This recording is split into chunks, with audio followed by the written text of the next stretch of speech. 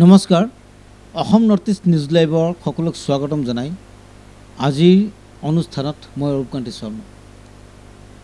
প্ৰিয় দৰ্শকসকল, আপুনি সকলোকে জানে যে সমাগত 2026 বিধানসভা নিৰ্বাচন আৰু বিধানসভাৰ নিৰ্বাচন আহি পোৱাৰ লগে লগে প্ৰতিটো সমষ্টিতেই দেখা পোৱা গৈছে যে টিকেটৰ দৌৰত সকলো নামি পৰিছে। কোনে টিকেট পাব, কোনে বিধায়ক হ'ব। ইতিমধ্যে উপস্থিত আছোঁ হোজাইত, আৰু হোজাই জিলাৰ 3খন বিধানসভা সমষ্টি আছে। ইয়াৰে মাজতে লামডিং বিধানসভা সমষ্টি, হোজাই বিধানসভা সমষ্টি আৰু ভিন্নাকান্দি বিধানসভা সমষ্টি। আমি আছোঁ লামডিং সমষ্টিৰ কিছু কথা, সেইখিনি কথা আপোনালোকৰ ওচৰত আমি ক'বলৈ আহিছোঁ। লামডিং সমষ্টিত ইতিমধ্যে দেখা গৈছে যে বিধায়কৰ বাবে বিভিন্ন ধৰণে কিন্তু দেখা গৈছে যে তেওঁলোকে আবেদন কৰিছে, তেওঁলোকৰ বিধায়ক পদ লাগে, বিধায়কৰ বাবে তেওঁলোক দাবী কৰিছে। কিন্তু প্ৰকৃততে বিধায়ক হ'বলৈ গ'লে বা বিধায়ক যি পদ আছে সেই বিধায়ক পদ পাবলৈ গ'লে দলে তেওঁলোকক বিধায়কৰ কাৰণে টিকট দিব নেকি? তেনে বহু কথা আছে। সেই বহু কথা লৈ আজি আমি উপস্থিত হৈছোঁ লামডিং সমষ্টিত।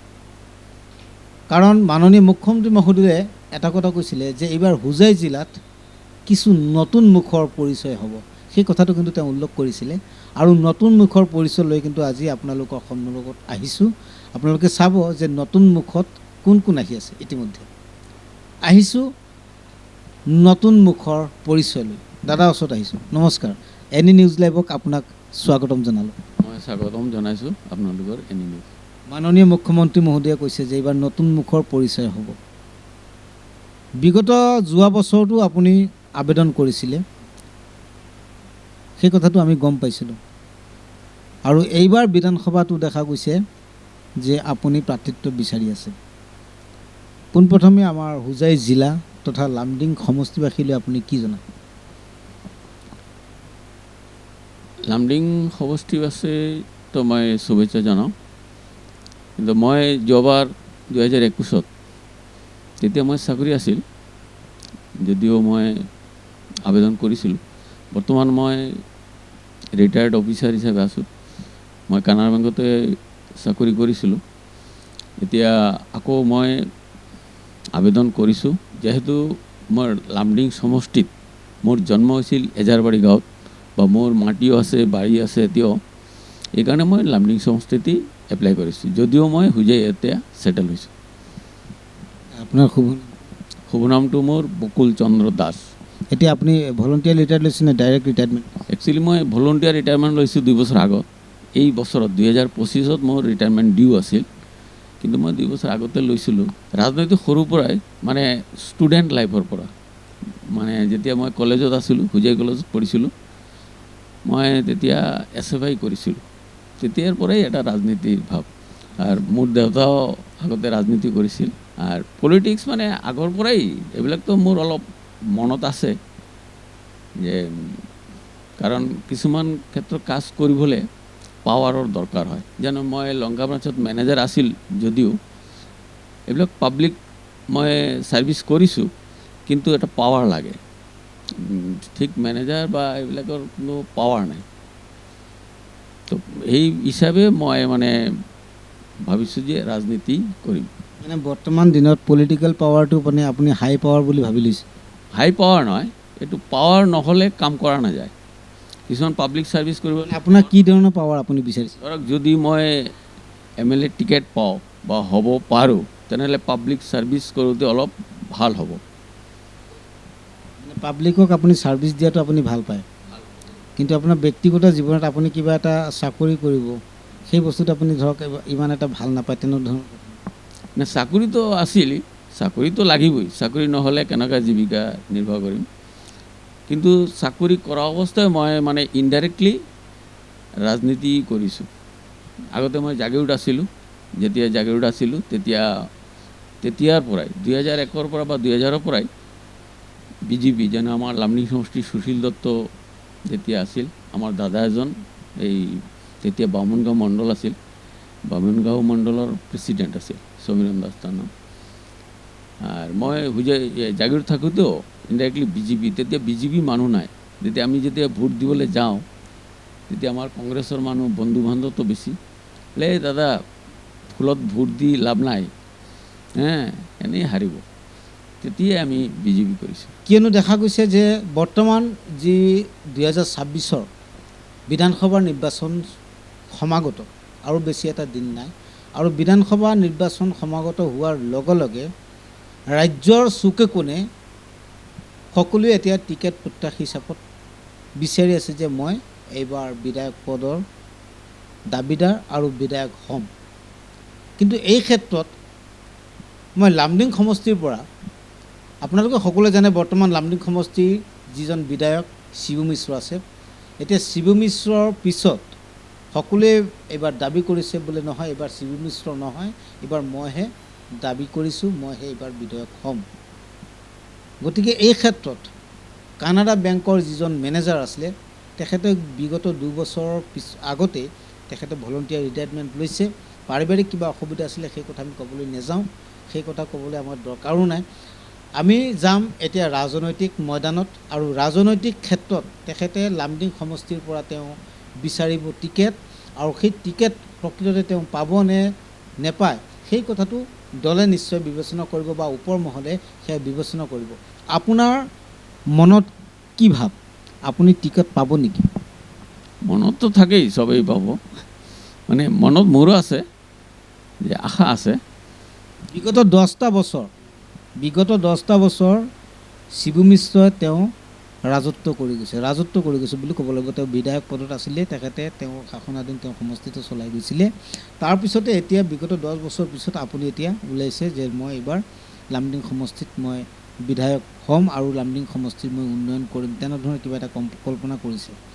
বিধায়ক শিবু মিশ্ৰৰ যি বিগত 10 বছৰৰ যি কাম কাজ আছিলে, সেই কাম কাজত আপুনি সন্তুষ্ট নে? সন্তুষ্ট, কাৰণ বহুত উন্নতি হৈছে। লামডিং সমষ্টি আগতে আমি লংকাৰ পৰা যাওঁতে মানে গাৰ্ড লৈ টাইমলি যাব লাগে, এতিয়া আৰু ফ্ৰী, আমি একদম লামডিং যাওঁতে কোনো অসুবিধা নাই, বা বহুত কাম হৈছে। এতিয়া মানুহক 100% কেতিয়াও ছেটিছফাই কৰিব নোৱাৰিব, গতিকে কাম হৈছে, বিজেপিত অহাৰ পিছত বহুত কাম হৈছে।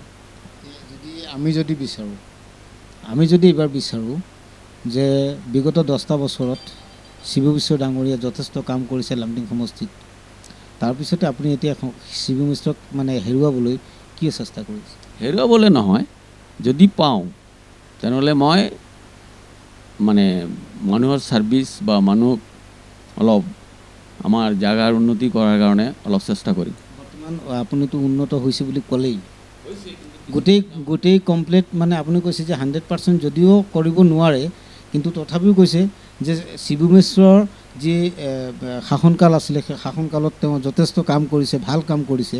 তাৰপিছতো কৈছে যে গতিকে ইয়াত কোনো অসুবিধা নাই, তেওঁ ভাল কাম কৰিছে। ইয়াৰ পিছতো শিবু মিশ্ৰক এতিয়া আপুনি বিচাৰে নে নিবিচাৰে? নাই, এতিয়া যে হাইকমাণ্ডে দিয়ে তো আমি আছোঁ, হাইকমাণ্ডে যাকে দিয়ে আমি তাক ছাপোৰ্ট কৰিব লাগিব। কথা মানে শিবু মিশ্ৰক আপুনি হেৰাব বিচৰা নাই, কিন্তু দলে যদি আপোনাক ছাপোৰ্ট কৰে, দলে যদি আপোনাক টিকেট দিয়ে, তেতিয়াহ'লে আপুনি বিধায়ক পদত আপুনি পাব। আপোনাৰ বিধায়ক যিহেতু আপুনি হ'ব বিচাৰিছে, আপোনাৰ বৰ্তমান যি ৰাজনৈতিক কেৰিয়াৰ আছে ফিল্ডত, আপোনাৰ ৰাজনৈতিক ভেটি কিমান মজবুত? ভাল, চবেই মই যোৱা 2021 চনতো মই ঘূৰিছোঁ লামডিং, ভাল মানুহে ভাল পায়। আৰু মই আশা কৰোঁ হয়তো শিবু মিশ্ৰতকৈ মই ভাল কাম আৰু ভাল কৰিব পাৰিম, যিবিলাক কৰা নাই, যিবিলাক পূৰা হোৱা নাই মই পূৰণ কৰিব পাৰিম। তেখেতে হয়তো 100%তো ময়ো নোৱাৰোঁ ছেটিছফাই, হয়তো আৰু বেছি মানুহক মই ছেটিছফাই কৰিব পাৰিম। হয়তো মোৰ ষ্টাইলটো বেলেগ হ'ব, কামৰ ধৰণটো বেলেগ হয়। এজ এ মেনেজাৰ মই গম পাইছোঁ বেলেগ বেলেগ ব্ৰাঞ্চে সিহঁতে কেনেকুৱা কাম কৰিছে, মই কেনেকুৱা কাম কৰিছোঁ, ডিফাৰেঞ্চ থাকে। গতিকে আশা আছে মই ভাল কৰি দেখাব পাৰিম। আপোনালৈ মোৰ এটা সৰু এটা প্ৰশ্ন থাকিব, সময়ৰ প্ৰতি লক্ষ্য ৰাখি পেলাই। যিহেতু আপুনি লামডিং সমষ্টিত ইতিমধ্যে আপুনি বিধায়ক পদৰ বাবে আপুনি এপ্লাই কৰিছে ন? এপ্লাই কৰা হ'ল? কেতিয়া কৰিছে এপ্লাই? এসপ্তাহ আগত অলৰেডি এপ্লাই কৰা হ'ল। ষ্টেটত গুচি গ'লগৈ আপোনাৰ এপ্লিকেশ্যন। এতিয়া নমিনেশ্যনৰ কথাটো বাকী আছে, বহুত দেৰি আছে। এইবাৰ আশা কি? 2026-ৰ যি বিধানসভা নিৰ্বাচন আপুনি খেলিব, লামডিং সমষ্টিৰ পৰা আপুনি জিকিব পাৰিব? টিকেট পালেতো 100% জিকিম। 100%? একদম। যদি টিকেট পায়? যদি টিকেট পাওঁ। যদি দলে আপোনাক টিকেট নিদিয়ে কি কৰিব? যাক দিব তাকেই ছাপোৰ্ট কৰিম। মানে বিজেপিক ছাপোৰ্ট? বিজেপি ছাপোৰ্ট কৰিম। অইন দলে যদি টিকেট পায় তেতিয়াহ'লে কি? নাই, এইটো এতিয়া চিন্তা নকৰোঁ এইবিলাক। এতিয়া মানে এই বছৰ এইবিলাক চিন্তা নকৰোঁ আৰু। ইতিমধ্যে আমাৰ হাতত যি সমীক্ষা আছে সেই সমীক্ষা অনুযায়ী আমি লামডিং সমষ্টিৰ পৰা বহুজনৰ নাম আমি ইতিমধ্যে শুনা পাইছোঁ। বহুতে তেওঁলোকে টিকট প্ৰত্যাশী বুলি তেওঁলোকে দাবী জনাইছে ইতিমধ্যে। আমি কাৰো ইতিমধ্যে আমি নাম মেনশ্যন কৰিব নোৱাৰোঁ বা নাম মেনশ্যন নকৰোঁ। তথাপিও আমাৰ হাতত বৰ্তমান যি তথ্য আছে সেই তথ্য অনুযায়ী আমি দেখা পাইছোঁ যে 20ৰ পৰা 22জনলৈকে লামডিং সমষ্টিৰ পৰা কিন্তু টিকেটৰ দাবীদাৰ। এই ক্ষেত্ৰত আপুনিও এজন। গতিকে এই 20ৰ পৰা 22জন আৰু ৰুলিং যিজন বিধায়ক আছে, এই ৰুলিং বিধায়কৰ পিছত আৰু 22জন কোনে টিকট পাব? আপুনি কাক বিচাৰে? আপুনি 100% বিচাৰে নে বেলেগক বিচাৰে? কোনে পাব? আপোনাৰ কথা মতে 20-22জনটো হৈছে, প্ৰত্যেকেই উপযুক্ত। কাৰণ বিজেপি যিবিলাকে এপ্লাই কৰিছে চবেই উপযুক্ত হ'ব আৰু যিকোনো এজনে পালে আমি ছাপোৰ্ট কৰিব লাগিব। মানে আপোনাৰ যিহেতু আপুনি নিজে এজন টিকেট প্ৰত্যাশী, আপুনি পাবনে?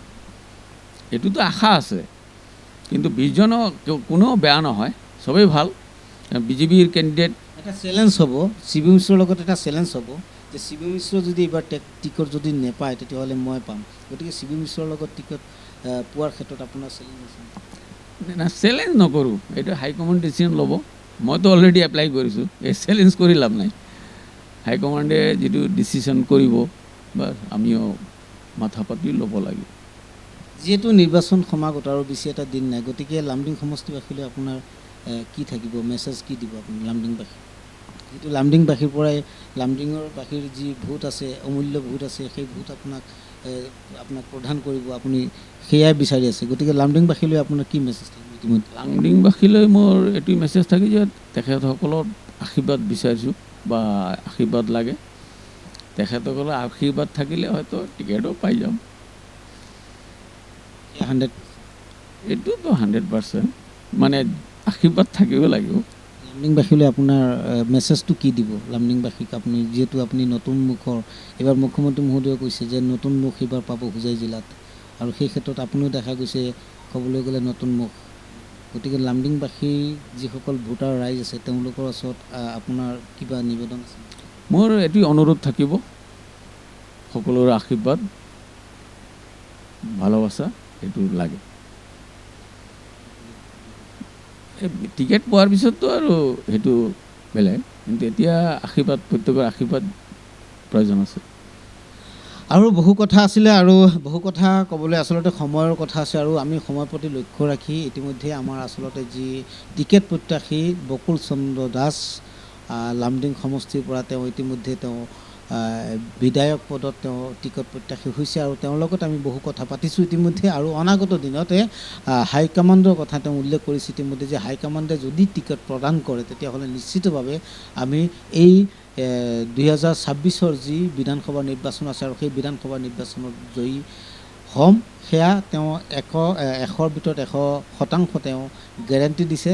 আৰু মই ক'ব বিচাৰিম আচলতে যিগৰাকী বৰ্তমানৰ যিগৰাকী ৰুলিং বিধায়ক আছে, অৰ্থাৎ শিবু মিশ্ৰৰ কথা আমি ক'ব বিচাৰিছোঁ। শিবু মিশ্ৰৰ কথাও আমি যেতিয়া সুধিছোঁ, তেখেতে কৈছে যে বিগত 10 বছৰ ধৰি তেওঁ কাম কৰি গৈছে আৰু ভাল কাম কৰি গৈছে, বেয়া কোনো কাম কৰা নাই। কিন্তু ইয়াৰ মাজতো বহু কথা আপোনাক মই সুধিম, দুই এটা কথা সুধিম, যিহেতু ভাল কাম কৰি যোৱাৰ পিছতো দেখা গৈছে যে লামডিং সমষ্টিৰ বিভিন্ন অঞ্চলত এতিয়াও মানে গৰুৰ গাড়ী যাব নোৱাৰা অৱস্থা হৈছে, বহু পথ ঘাট বহু এনেধৰণৰ অৱস্থাত হৈছে। আপুনি কৈছে যে শিবু মিশ্ৰই বহু ভাল কাম কৰিছে, কিন্তু দেখা গৈছে যে এতিয়ালৈকে যে এখন মটৰচাইকেলৰ কথাটো আমি বহুত দূৰত ৰাখিছোঁ, এখন গৰু গাড়ী যাবলৈও এনেকুৱা গাঁও আছে, এনেকুৱা এখন গাঁও আছে। এই ক্ষেত্ৰত আপোনাৰ কি থাকিব মন? আপুনি কোৱা মতে এতিয়া গম পালোঁ, যদি এনেকুৱা হৈ থাকে এইবিলাক আমি কাম আপুনি নিশ্চিতভাৱে লামডিং সমষ্টিৰ এজন বিধায়ক হ'ব বিচাৰিছে আৰু লামডিং সমষ্টিৰ চুকেকোণৰ বিষয়ে আপুনি নিশ্চয় অৱগত আছে। আপুনি কৈছে যে শিৱ মিশ্ৰে ভাল কাম কৰিছে। ক'ত ভাল কাম কৰিছে? এনেকুৱা ধৰণৰ আমাৰ হাতত তথ্য আছে য'ত এতিয়ালৈকে কোনো ধৰণৰ গৰু গাড়ী এখনো যাব নোৱাৰা এনেধৰণৰ বহু পথঘাট আছে। এই ক্ষেত্ৰত আপুনি ভাল কাম কৰিছোঁ বুলি কেনেকৈ ক'ব পাৰে? নাই যদি এইবিলাক পূৰা হোৱা নাই, এইবিলাক পূৰা কৰাৰ মই চেষ্টা কৰিম। আগন্তুক 5 বছৰত তেখেতে কৰিবনে আপুনি কৰিব?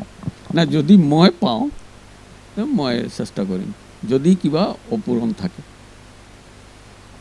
ধন্যবাদ থাকিল। আৰু এয়াই আছিলে মিষ্টাৰ বকুল দাসৰ যি মন্তব্য, আৰু সেই বকুল দাসৰ মন্তব্য শুনি পেলাই আমাৰ লামডিং সমষ্টিৰ ৰাইজে নিশ্চিতভাৱে তেওঁলোকে বিবেচনা কৰিব অনাগত বিধানসভা নিৰ্বাচনত কোনে এইবাৰ বিপুল ভোটত জয়ী হ'ব, সেয়া সময়ত হ'ব লক্ষণীয়।